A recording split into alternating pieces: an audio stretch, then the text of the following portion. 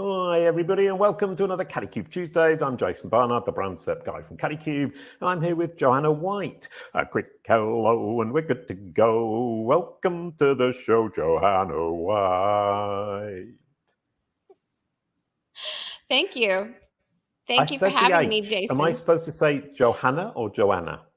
It's actually Johanna. So you do say the H, but the J sounds like a Y, which is extremely confusing since my business name is designed by Joe. So you are in the clear, Jason. It's not your fault. Right. I don't know whether to blame my mother or my branding. Right, no, okay, brilliant. I can re-sing the song. A quick hello, and we're good to go. Welcome to the show, Johanna White. There we go. It's great to be here. I like to get it right. Anyway, we're going to be talking about leveraging your brand to magnetize your dream clients. You talk a lot about dreams, magnetism, and leveraging brand, both image, the visual brand, and the brand message. And we're going to be talking about that. And I love the idea of dream clients and magnetizing. It says so much in so few words. Thank you. Brilliant. I spent the first 6 years of my business doing everything the nitty-gritty technical way, checking all the boxes, following all the business strategies, before I finally realized that 80% of your success in who you work with and how big you can go is really more on the vision and dream side of things. And it's more about leaning into kind of the magic of who you are. So I got, the stick out of my butt. I loosened up. I started playing a lot more with just being expressive, and that alone, in my words, you can see, started ushering in the types of clients who really get what can happen when you leverage your brand. That's absolutely brilliant. And I was just explaining earlier on to you, but now I'm going to explain it to everybody else, that Maria picks the guests. So I actually don't know who the guests are when we come to record. And this is the reason we're doing it like that, is because she knows who's going to make sense for the program. And you say, magnetize your dream clients, be yourself. Your personality is going to bring most of your business. Exactly what we need at Kalicube is to loosen up. And to believe in the loosening up. So I'm really happy. Thank you, Maria. Another great guest. I don't think Maria has ever missed. Whereas when I invite guests, I used to make mistakes all the time. Maria is wonderful. Now we're going to look at your brand SERP before we talk about magnetizing your dream clients. Now, here's the result I get for your name, which is lots of pictures, including you, I think, top right there. Obviously, your name is quite popular. So difficult to dominate. And if anybody's interested in photos on brand SERPs or brand SERPs in general, join the Kalicube Knowledge Panel and Brand SERP support group. Currently on Facebook, we'll probably move it at some time in the future. So search for Kalicube Knowledge Panel support group. Excuse me, I can't speak anymore. But I've got a surprise for you. You have a knowledge panel. This knowledge panel on the right-hand side is the facts that Google has understood about you, including your LinkedIn profile and the most factual description it can find for you. And the only reason that doesn't appear when we search your name is because your knowledge panel is not yet rich enough and you're not currently the most dominant Johanna White in the world. Johanna White, I should say. Problem with typing is the J at the beginning. Google will see it as a J and not a Y. So you would potentially have to rebrand if you wanted Google to call you Johanna. Siri does get it wrong, as does Alexa, as do all the robots. And my phone is flashing at me right now. My Siri came up like, what? Brilliant. And one last piece of wonderful news is that we're both using our mobile data. So this is the mobile data webinar interview, which is delightful. So let's get into the meat and potatoes of the topic, magnetize your dream clients. Now, I love that idea, but let's start with, how do I set about getting my personality reflected in my brand message and my brand narrative and my brand visuals without completely becoming something that's not understandable? Because I think as human beings, we're a bit confused about who we are. That is a fair point, Jason, which is why actually the short answer to that is one of the problems that I solve for my clients is that I take them through a 3-step process. And step one is before you can go about creating the brand message and the visuals and kind of showing up in the world, you have to know who you are and what makes you special. So step one is know your value. And a lot of people approach branding and how they show up in the world as like, here's what I know about myself right now. Here's what I've been saying so far. And they come with all this data and they say, I know these things and I like these things. Can you please design something beautiful that makes me happy? Which is really the wrong thing to say or the wrong question to ask if you want your brand to be more than pretty, because it's not about what you like. It's about what your ideal client likes, what they're attracted to, what they're drawn to. And it's about evoking emotion, which is the most powerful human motivator, is evoking desire and emotion, which is what a brand is really good at. But if that brand isn't built around what really makes you unique, so if you think it's you sell this product or you do this service or you're a coach and you're really good at asking questions and your clients get results, is that really unique? No. A lot of coaches could say that, but there is something about you that you just probably haven't discovered yet that makes it why people want to work with you, not with John, not with Sally, not with Matt. They want to work with you because there truly is something about you that is like this diamond. And so that's step one, knowing your value, is drawing it out. I call it content mining. And it is where we dig into what it is about you that is that 1% difference, your differentiator, so that then we can create the brand that magnetizes and leverages. I don't know if you've that's number one. And we're going to have, I would assume, multiple other points. But before we get onto the multiple other points, I'm confused. You said I need to design my brand around what my audience will react to, what resonates with my audience. Then you say to me, you need to be yourself and find what's special about you. Now, not completely contradictory, but certainly slightly contradictory. There must be a balance there. There is. I have learned over the years that the personal brand that really draws people in, excuse me, it lives at the intersection of who you are when the cameras stop rolling, but also the most aspirational person you could possibly want to be when you show up for your clients and deliver what you do in a big way. So it absolutely is. In fact, most of my art boards before we're going to do a client photo shoot talk about duality.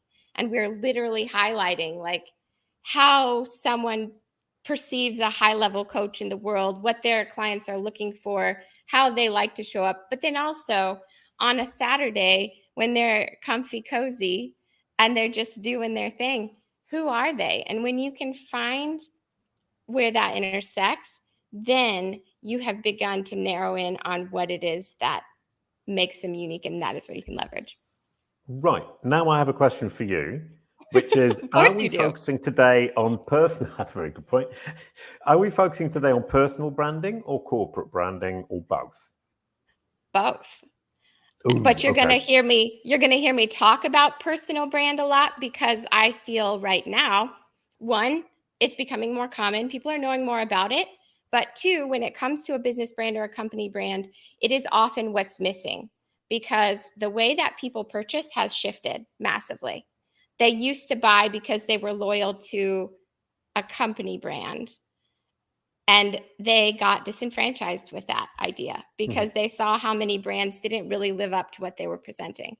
Or they used to buy for the price, or they used to buy for the popularity. But now, in today's day and age, whether it's a product, a service, or pretty much anything else, they buy based on recommendations of people that they find influential, which is heavily swayed by that person's personal brand.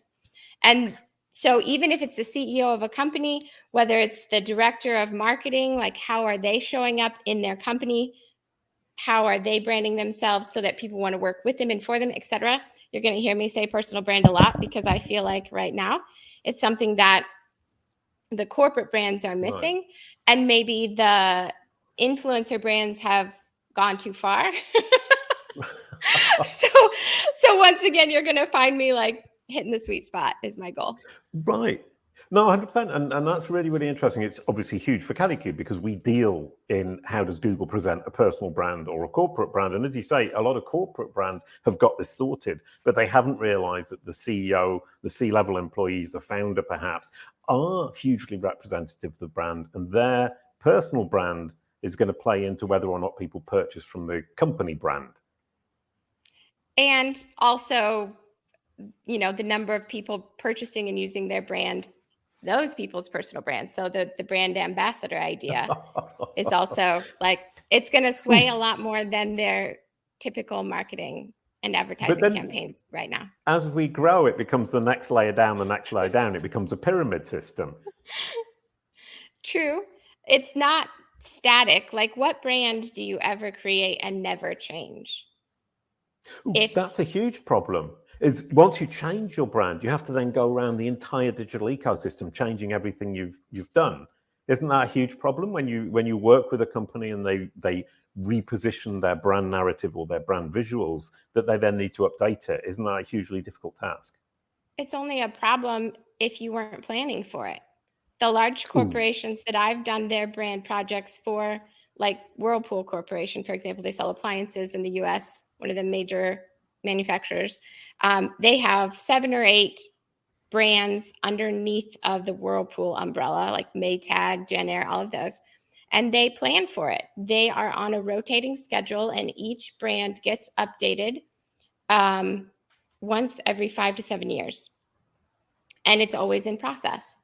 So their design teams are always rolling for it. So it's only a problem if you're treating it like a fire you have to put out instead of a strategy that you planned for at the beginning, because you knew you would grow and evolve, as would your audience.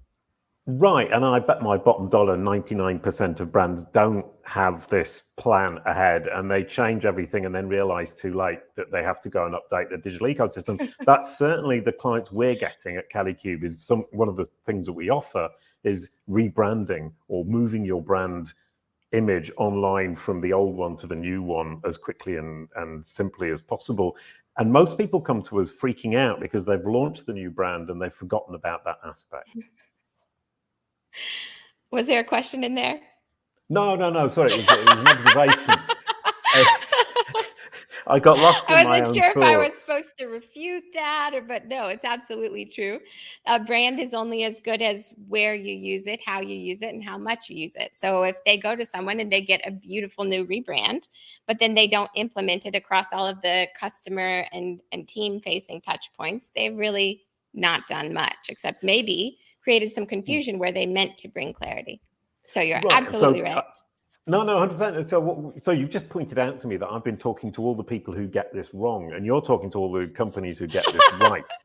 And generally speaking, people who come to you and pay you the money to rebrand them or to change their brand have this planned out because they're sensible. And the majority of people are actually not like the people who come and see us. Brilliant. Anyway, wonderful. Jason, I'm going to insert in there that you are absolutely right, because people who have their act together are my dream clients. And I have been super intentional about saying, these are who I want to work with. I want to work with people who are already impacting the world on a massive scale, and they're just ready for the next level. They're ready for that ceiling to break because they're limited by their current brand, but they know it needs to shift. And they're so much fun to work with, people who have their act together. That sounds like a dream come true. So you're already creating my dream clients are exactly there, and we've been getting it wrong.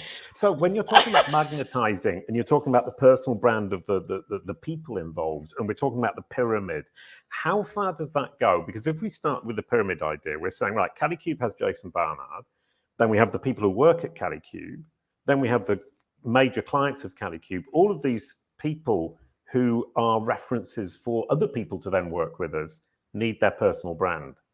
So should we be helping our clients build their personal brand? Wow, that's a really big pyramid you just went there. I thought it was your pyramid. No, I'm not suggesting you will go out and contact all of your clients and ask them to build a personal brand. Although, if you want to leverage that aspect of influencer branding, you may choose some brand ambassadors that already have a well-established personal brand that aligns with your values and partner with them. So you can choose intentional clients. Many companies are doing this. That's why influencer marketing is a huge thing. And I don't work with influencers. Typically, that's not my thing. But I just mentioned it to say, if you're talking about branding your clients, the more efficient way would be to partner with potential ambassadors and clients who are already aligned with the message you want to share. Brilliant. So we've got to that. Oh, sorry. Carry on. I interrupted. Well, you asked about you and your team and on down. And I would say within Kalicube, absolutely, that your personal brand matters, not just for attracting those clients maybe that have their act together a little more, or that do totally see your value and are happy to pay whatever you're worth. That's I love branding people who are the best at what they do to help them finally look as good as they are so they can be as delightfully expensive as they deserve to be. So if your dream client likes that concept, maybe it's time to shift your brand. But the idea of branding yourself and your employees to an extent is actually where I think the economy is shifting even more. Because after attracting clients, the next hardest thing that companies are struggling with right now is attracting teams, is attracting employees, is having people to actually do the work and stay for very long. Loyalty within teams has plummeted. And that is because they forgot to treat their employees like their biggest customer and really create a brand that makes them say, this is the place in the world that I want to work the most. I'm so excited to be here. I know what it stands for. And because I know what it stands for, I'm going to go tell all my friends, I work for this place. It's so awesome. We do this. And they feel like a part of something. So that personal brand for you, kind of turn it inward, and you can create a huge sense of belonging in a team as well. And then your own clients, your customers become evangelists, and your clients become, tripping over my words, your team becomes your own ambassadors because they're so excited to be part of something. And then the whole thing is that the team is actually the company. The company is made up of the team members within that company who represent the company. And it's our collective personality that makes the company what it is. And one of the things that I've made the mistake of doing in the past is making it about my preferences and my tastes. And we've now got to a stage where it's all about everybody agreeing. But obviously the people who work at Kalicube are close to my way of seeing things. But let's come back to what we were talking about at the beginning, which was we found what that special spark is. Which was number one. Okay. So you said number know one. your value, number one. So number know two your value, number one. is you have to show your value. So once you actually know what makes you different, what makes you special, if you don't do anything about that knowledge, now you are just a frustrated business owner who knows they're worth more, who knows they have something special, but the world isn't perceiving it. So step two is show your value, which is done through both the words and the pictures. A lot of people think that a brand is, it goes both ways. Half the people think a brand is just strategy. It's just internal messaging. It's vision, values, and and that. And the other half of people think a brand is just a logo. Yeah. Or maybe they know it's a little more than a logo, but they think it's just some of the visual aspects. But really, showing your value requires both sides of the coin. And they're equally important. A picture is worth 1,000 words. You've heard that a lot of times. But in today's busy, overwhelmed, flooded digital age, a picture is not worth 1,000 words anymore unless it is an extremely intentional picture that carefully tells the story of what you were trying to communicate in the first place. So first, getting clear on the messaging is the first part of showing your value. Communicating in a way that speaks directly to your ideal client's problem, the one that you solve the most. So you're helping with how they show up on Google. You're speaking to that problem. But do they really care about how they show up on Google? Or do they care that they are being found by the people who want to use them most? They care about that. Do they care? Maybe even do they care that they're being found, or do they care that they're earning enough money to feed their family and they're able to continue doing the work they love? So digging into what's the problem beneath the problem, because people buy solutions to their problems. They don't buy products or services.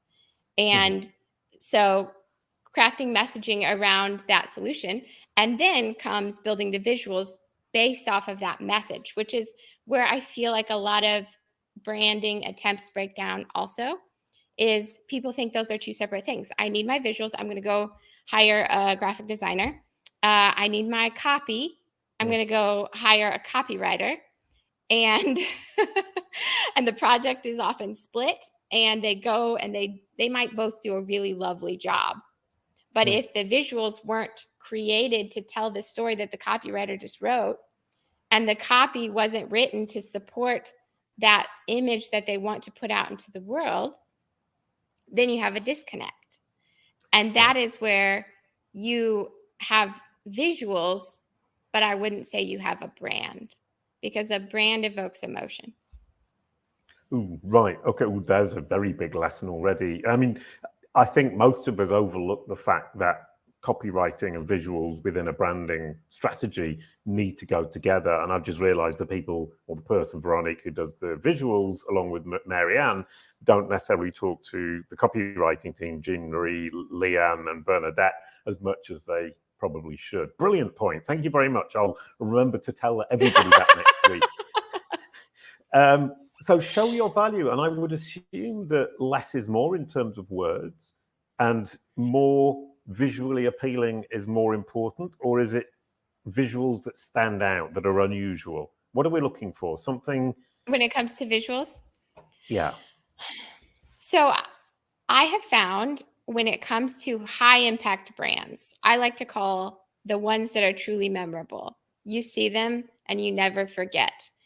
Right. I have studied them for years, and I found they all have two things in common: consistency and intentionality.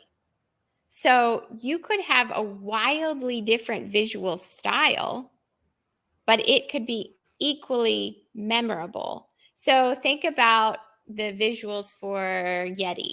Do you know the Yeti brand? They make like coolers and drinkwares, and there are many, many knockoffs, but the Yeti brand is very rugged, outdoorsy. You're going to see a lot of that kind of imagery because it matches the aspirational identity of their client. And then think of the visual brand for Apple, also like incredibly memorable. It is clean, it is white, it is for creatives and the people that identify as that. And you feel that brand whether you walk into a store or you go on their website. You just feel like, oh, this is the latest, the newest, the most creative. Even if all they did was change one thing in the operating system and sold it as the next phone, like they're still lining up on Black Friday to get the first one because they have bought into that brand. And those visuals are very, very different. And you wouldn't say that either one is wrong. Yeti's not wrong for being all rugged and rough and tough and outdoorsy. And Apple's not wrong for being clean and crisp. So it's not that. It's that they are intentional. Their visuals communicate that feeling that they want their audience to experience when they encounter the brand. And then it's consistent. So it's the same everywhere. And you can have a brand that is very consistent, but consistently terrible. Like maybe they just have a logo that was made for some reason, maybe a great reason, maybe not, but it doesn't really say anything. They haven't gotten super clear on how to show success in their photos, etc. And they might show up the same everywhere, but if it doesn't communicate that success that they're offering to their clients, people are not wowed by it. It doesn't stick in their brains. It's just a picture that showed up in a bunch of places. And vice versa, you can have a brand. No, I think we have that problem is we are incredibly consistent, but is there a message? Is it intentional? I think the answer is no, or not enough. Yeah, it's A lot of people have built their business by themselves. They've DIY'd their branding to this Yes. point, and it's gotten them this far. It has done something, right? It's not done nothing. It got them where they needed, but they look around and they realize that their entire visual brand has happened to them by default instead of by design. And because, oh, we needed a marketing piece. Oh, we needed a lead magnet. Oh, we needed this digital ad. Oh, we needed this. So quick, team, please make this, please make this, please make this. The team looks at whatever you had last, the t-shirt and the green, and they're like, okay, make something with a t-shirt and a green because it matches. We're good at this. We're consistent. Yeah. But it doesn't mean anything. So it's just more of that everywhere. And so, yeah. Yeah, no, we need to do some thinking. Brilliant. So the intentionality is hugely important in number 2. How many of these are there? Number 3 or are there 3, 4, 5? Things that great brands have in common, or steps that I do with my clients? The steps you do with your clients. Steps. There's 3. Right. So the third one. Okay. So let's recap, right? Do you remember the first one? Know who you are. Yep. Know your value. Good job. Know your value. Excuse me. Show your value. I'm getting that. Yep. And step the third 2 is one show is your value. And step live 3. Your value. Yeah, it is. Seriously? Good job, Jason. I call it always find a way to add more value, but it truly is live your value. It has become your brand. Because if you have now gotten clear on what you could do and you've shown it to the world, you've created this amazing brand, you've launched your new website, if you don't live up to what you just promised, you will crumble as fast as you rose. Because people are not here to be fooled. They're tired of it. And a great brand doesn't just create smoke and mirrors. That's a China brand. And you know what? Sometimes they do a good job on the first 2 steps, at least seemingly. There'll be some knockoff company. They'll build this beautiful website with this quick mission statement. And you can see the flaws, but it's still pretty good. But you go and you buy the product and everything falls apart.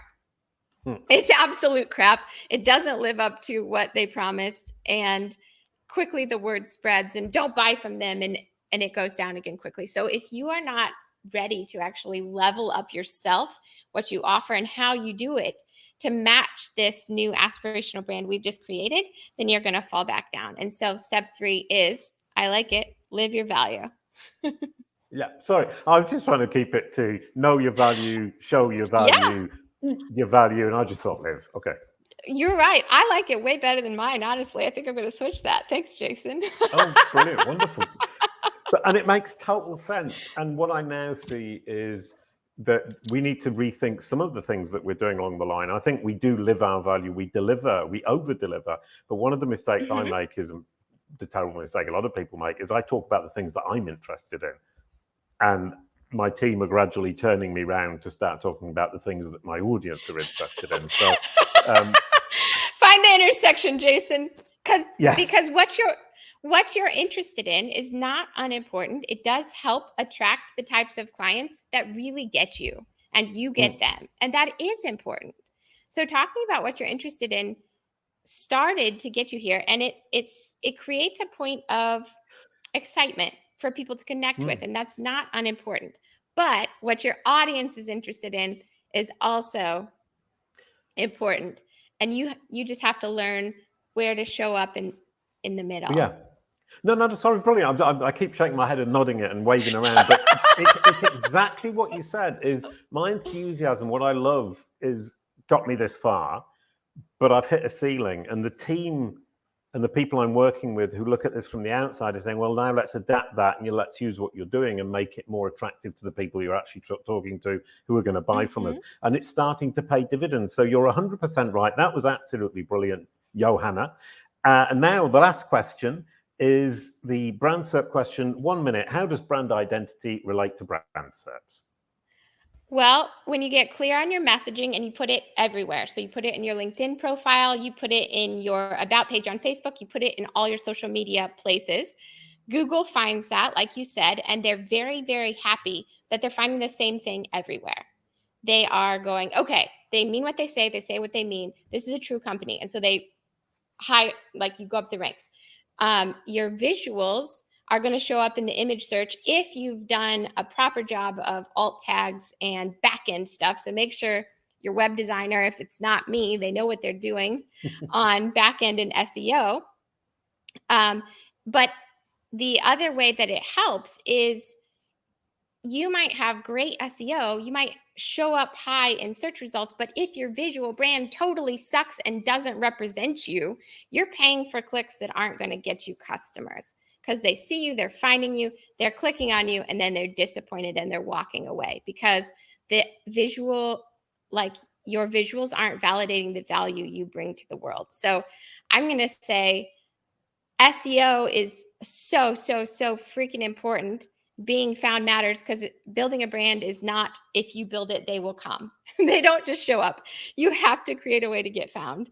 But once they find you, are they excited by what they see? And if they're not, you're just paying for clicks that you're not going to benefit from. Which is brilliant. And it does come down to don't bother coming to see Kalicube without making yourself look great on Google if you don't already look great within your own company and you've got an amazing visual strategy and brand message. Thank you so much, Johanna. Don't go away, by the way, when I click the button for the end of the show, because we're on mobile networks and we're going to need time for it to upload in the background. Thank you, everyone, for watching. A bit of technical talk there. Thank you, everyone, for watching, and we'll see you next week. And next week is going to be Letitia Boardman, the power of delegating in building trust and confidence. It's going to be hugely interesting. I'm really looking forward to it. And could you possibly pass the baton, Johanna? Just come next week, listen to Letitia Boardman and her exciting interview with Jason. Thank you so much. Thank you, everybody. And you get the outro song, a quick goodbye to end the show. Thank you, Johanna. Bye-bye. Kalicube. It's all about your brand SERP.